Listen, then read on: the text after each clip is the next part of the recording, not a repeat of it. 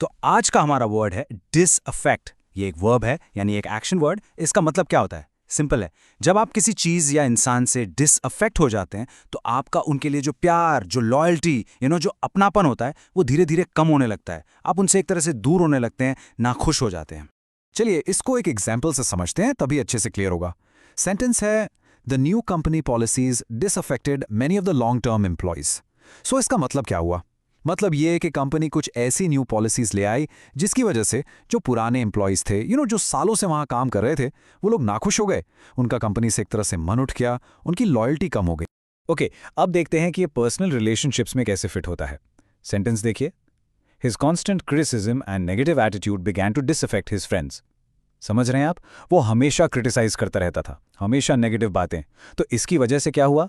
Naturally उसके दोस्त उससे दूर होने लगे। उनके मन में उसके लिए जो अफेक्शन था, जो अपनापन था, वो खत्म होने लगा। और हाँ, पॉलिटिक्स की न्यूज़ में तो ये वर्ड आपको बहुत सुनने को मिलेगा, जैसे इस सेंटेंस में, the scandal threatened to disaffect voters who had previously supported the party.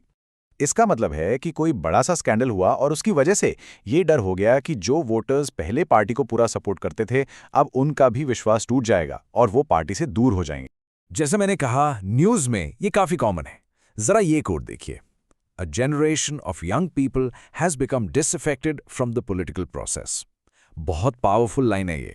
इसका मतलब है कि आजकल के जो यंग पीपल हैं, उनकी पूरी की पूरी जनरेशन पॉलिटिकल प्रोसेस से, पूरे सिस्टम से एकदम अलग थलग महसूस कर रही है। उनका इस सिस्टम से विश्वास उठ गया है, उन्हें लगता है इससे उनका कोई लेना देना नहीं।